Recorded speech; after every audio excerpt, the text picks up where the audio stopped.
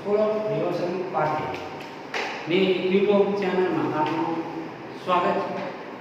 આપણે ધોરણ 12 કોમર્સના વિષય આંકડાશાસ્ત્રમાં પ્રકરણ 1 સૂચકાંક ની અંદર પાઠ 1 અને પાઠ 2 નો માં થિયરી અને અચલ આધારના સૂચકાંક અને પરંપરિત આધારના સૂચકાંકની ગણતરી કરી. હવે આપણે જોઈએ તો પાઠ 3 માં અચલ આધાર અને પરંપરિત આધારની રીતે સૂચકાંક અને સામાન્ય સૂચકાંકની ગણતરી. તો એના માટે આપણે ઉદાહરણ જોઈએ. એક કારખાનામાં 3 પ્રકારની વસ્તુઓ વર્ષ 2011 થી 2015 સુધીના વેચાણ અંગેની માહિતી નીચે મુજબ છે.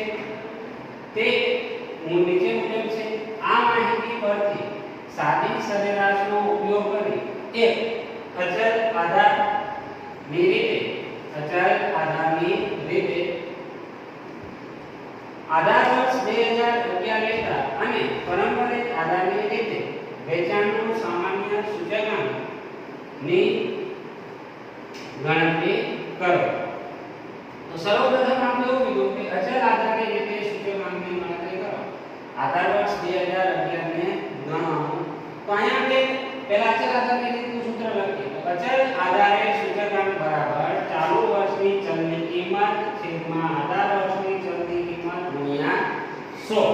તો 2011 નો આધાર વર્ષ પોતે છે એટલે 40 ના છેદમાં 40 ગુણ્યા 100 એટલે જવાબ થઈ જશે 100.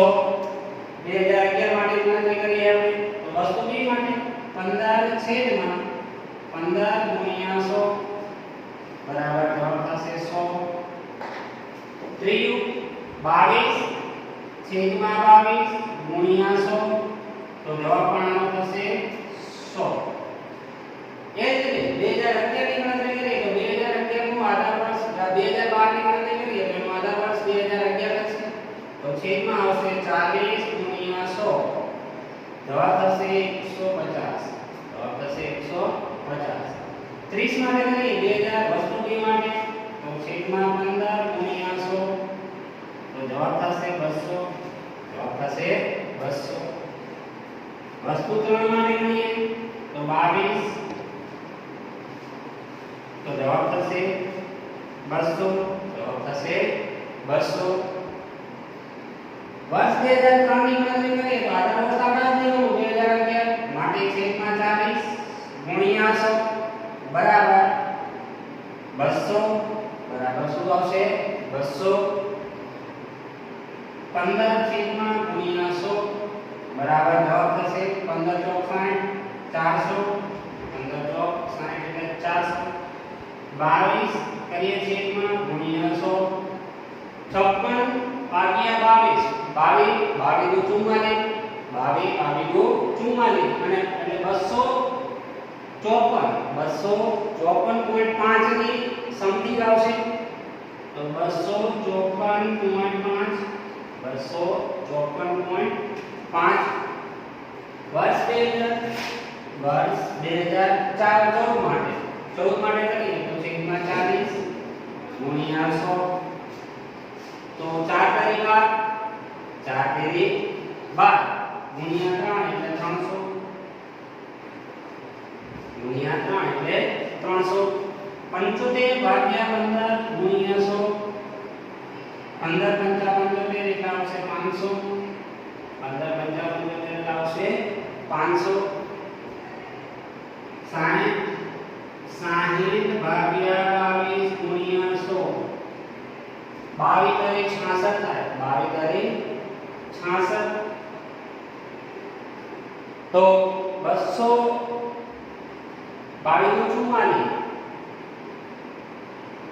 272.7 થશે.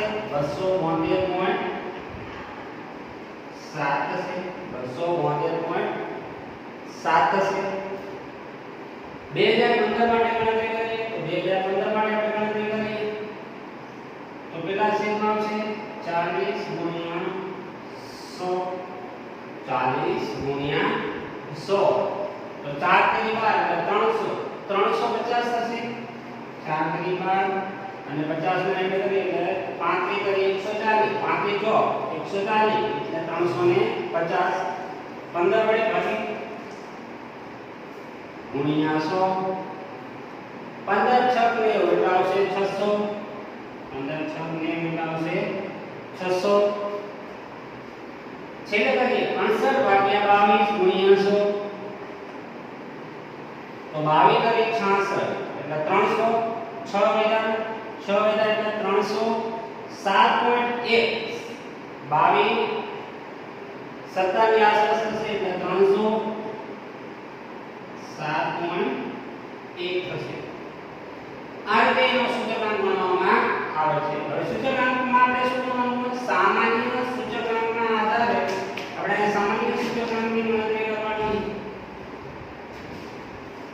તો એના માટે આપણે પહેલા તો આપેલા અવલોકનની કિંમત જે સૂચકાંક છે એનો શું કરશું સરવાળો ડાયરેક્ટલી સરવાળો શું લખશું સરવાળો 100 100 તો 200 અને 100 બીજા એડ કરીએ કેટલા થઈ જશે 300 150 200 એટલે 350 350 + 200 350 + 200 એટલે આવશે 550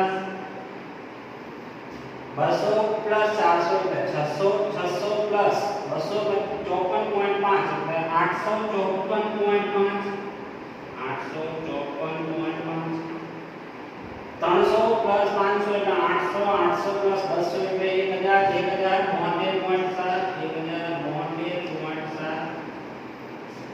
200 એટલે 1000 1072.7 1072.7 350 + 600 એટલે 950 950 + 300 એટલે 1257.5 1257 આને લગભગ માનો કે અંદાજે 68 ભાગ્યા 2 કરીએ 309.1 થશે થોડી મિસ્ટેક થઈ ગઈ 309.1 એટલે સરવાળો થશે 1259.1 હવે એનો સૂચકાંક ગણીએ તો સામાન્ય સૂચકાંક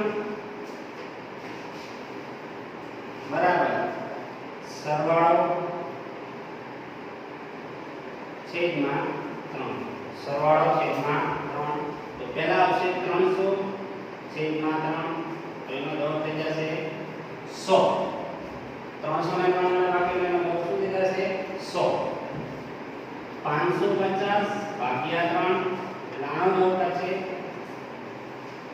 18 54 183.33 183.33 854.5 ભાગ્યા 3 854.5 ભાગ્યા 83 એટલે 289.8 289.8 1072.7 ભાગ્યા 1072.7 ભાગ્યા 3 બરાબર 1072 ભાગ્યા 3 કરીએ તો 357.5 ની સમથિંગ થશે 1259.1 ભાગ્યા 3 કરીએ તો થશે 419.4 419.4 ની નજીકનો વાળો રહેશે એટલે આપણે પોઈન્ટ કેલ્ક્યુલેટર નથી એટલે આપણે એક્ઝેક્ટ પોઈન્ટ યાદ કરી શકશું નહીં હવે આપણે આગળ જોઈએ પારંપરિક આધારનો સૂચકાંક બોલો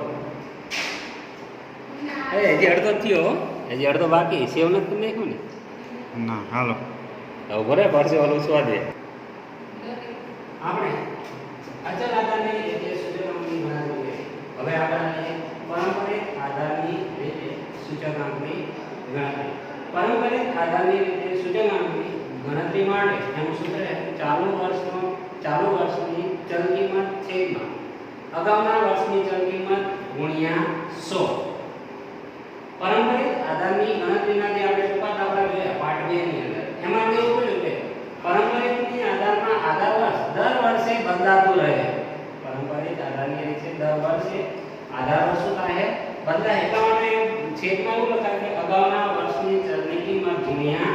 100. તો શરૂઆત કરી વર્ષ 2011 માટે.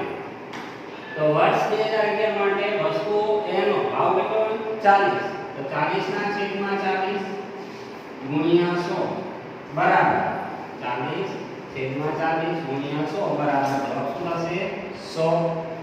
એ જ રીતે વસ્તુ બી માટે કરીએ તો એનો આધાર પણ છે પોતે જ છે એટલા માટે એમાં કોઈ પરિવર્તન આવશે નહીં. સી માટે 22 ના છેદમાં 22 ગુણ્યા 100 બરાબર 100. વર્ષ 2012 માટે ગણતરી કરી તો 2012 નું આધાર એનું અગાઉનું વર્ષ 2011 ગણાય એટલા માટે 11 ની કિંમત ભાવ આપી આપણને કિંમત 40 ગુણ્યા 100 એટલે કે 60 ગુણ્યા 100 ભાગ્યા 40 એટલે થશે આપણો 150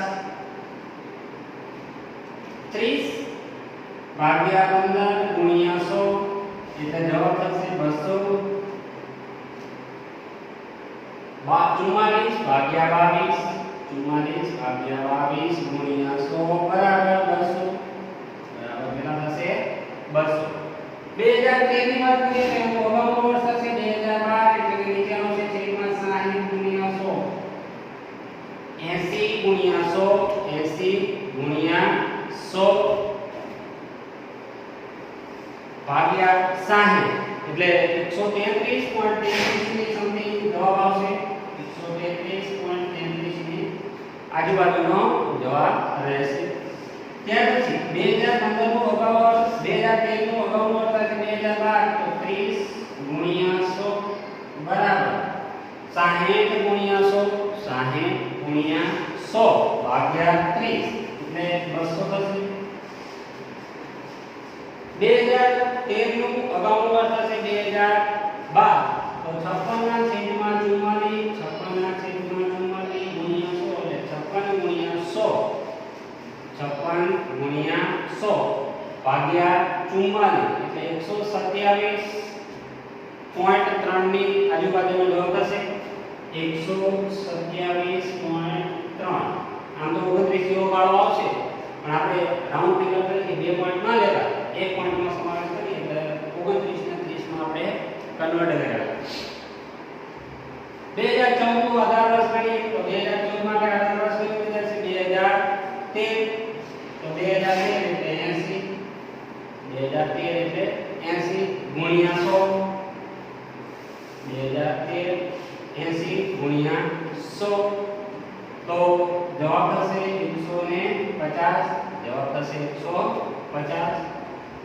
2014 નું આધાર વર્ષ અગાઉનું વર્ષ થશે 2013 એટલે 75 છેદમાં 60 ગુણ્યા 100 75 ગુણ્યા 100 ભાગ્યા 60 એટલે 125 ની આસપાસ જવાબ મળશે આપણે 125. 2014 માં ત્રીજી વસ્તુ માટે ગણીએ તો એનો આધાર અગાઉનું વર્ષ થઈ જશે 2013 એટલે છેદમાં આવશે 56 ગુણ્યા 100 60 ગુણ્યા 100 ભાગ્યા 56 એટલે 107.14 107.14 આવશે 107.14.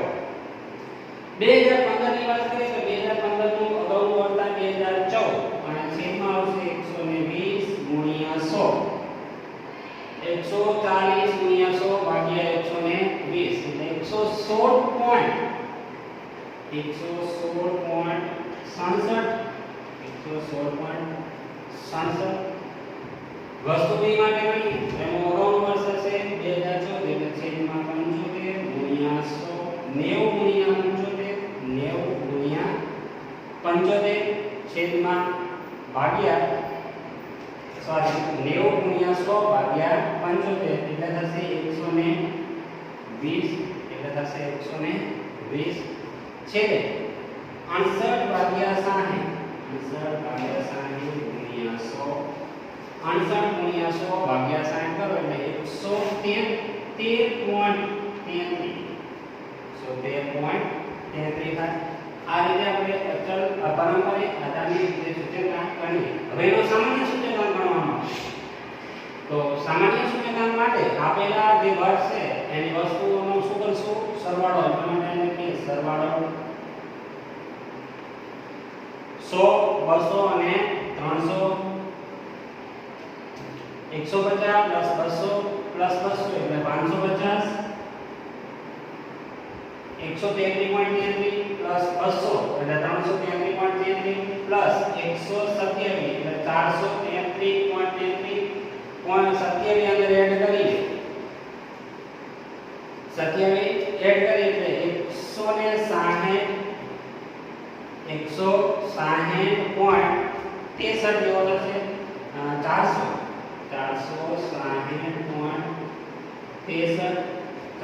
150 + 125 એટલે 275 પ્લસ 107.14 એટલે સરવાળો થશે 382.14 સરવાળો થશે 382.14 છેલ્લો સરવાળો કરીએ 116.67 120 અને 113.33 200 300 300 330 340 350 સરવાળો થશે 350 સરવાળો થશે 350 હવે આપણે આને સામાન્ય સૂચકાંક તો અહીંયા સામાન્ય સૂચકાંક આમ બરાબર સરવાળો છેદમાં 3 સરવાળો છેદમાં 3 એટલે કે 300 ભાગ્યા 3 એટલે જવાબ થશે 100 300 ભાગ્યા 3 એટલે જવાબ થશે 100 550 ભાગ્યા 3 550 ભાગ્યા 3 એટલે થશે 183.33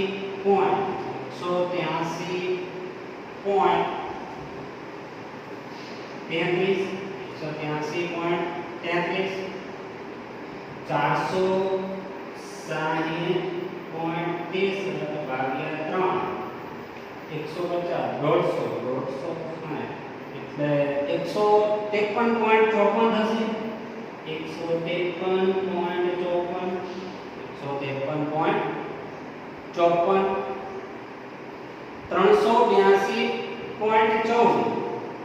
382.14 ભાગ્યા 3 382.14 ભાગ્યા 3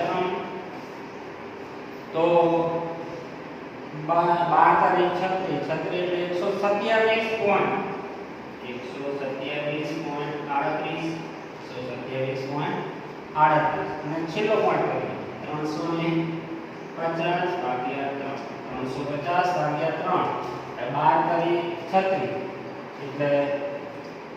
36 એટલે 120 વધી ગયા 115 તારીખ 145 એટલે 116.67 આ રીતે આપણે અચલાત આધારિત રીતે સૂચકાંક અને પરંપરાગત રીતે સૂચકાંકની ગણતરી અને એનો સામાન્ય સૂચકાંકની ગણતરી કરી. આપણે આગળના વિડિયોમાં અચલ આધાર પરથી પરંપરાગત આધારનો અને પરંપરાગત પરથી અચલ આધારના સૂચકાંકની ગણતરી કરશું.